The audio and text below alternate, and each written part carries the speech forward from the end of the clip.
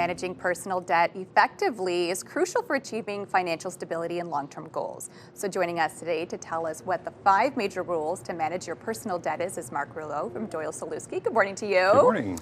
Okay, and it's important that we kind of tackle this debt because we're heading into our spendy season, I like to call it. So let's not get out of control. Let's get better before we get worse. Exactly. So hopefully this will help people. It's kind of like a wake up. And when you're watching this segment, it's funny because I know you have a lot of regular watchers and they're going to say, well, how come Mark repeats himself a lot? Well, you'll see these strategies, the reason they're important and I repeat them a lot is because they work. Okay. So if you take the time and go through them and actually implement them into your habits, you'll see the results. Okay, so the first one you say for us is create a budget. Seems simple, but it's effective. The roadmap, right? So, and you'll see the other points kind of blend into this. So the whole point about a budget is giving yourself a chance to meet that goal.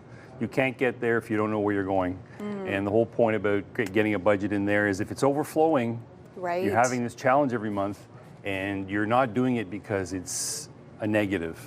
Change the negative to a positive. Get the budget helping you. Use it as a tool to help you go from A to B, as opposed to intimidating and numbers. I don't like numbers. There's easy ways to do it. You know, you can do the pencil and paper. You can do the spreadsheet. You can use an app online, whatever you're comfortable with, right? So find a tool that you'll actually use. Okay, great advice for us this morning. Yeah. You also say rank debt based on interest rate. So what do I mean here? So you're paying interest on any debt you might have, right? So you're starting with your loans, which you might be paying 8 or 9%. You have a credit card. A credit card's kind of a key one. I want to give an example there. So if you have a credit card, say it's got 19% interest on it. A lot of people don't know this. If you miss a payment, the interest rate goes up automatically. And it goes up from 19 to maybe 23 or 24. So what I mean by this is always have an eye on what you're paying in interest. Why? It comes out of your pocket. So the less interest you pay. So if you rank your debt based on interest, pay the highest interest ones first.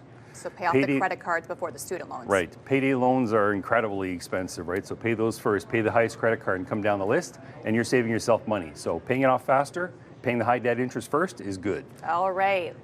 Next point you said, build an emergency fund. Yeah, and this is rolling back into the budget, right? So if you're spending more than you make, this is impossible, right?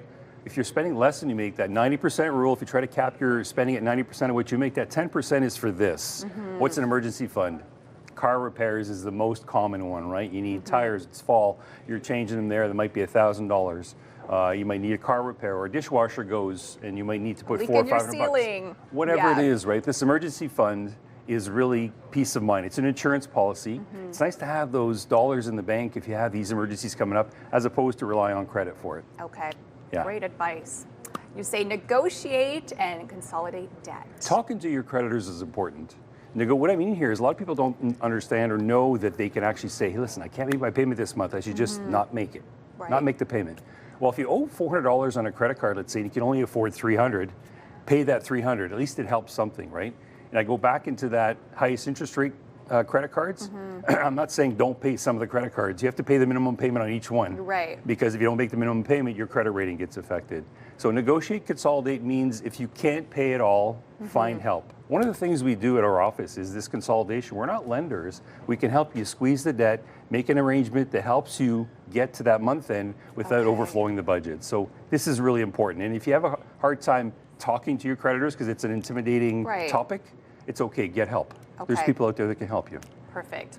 And the last point you say is continuous financial education and monitoring. And the biggest piece of advice I can give here is know who you're talking to. There's so much online. We know this, right? And you don't have to go very far. You guys talk about it on the news all the time here. There's scams out there.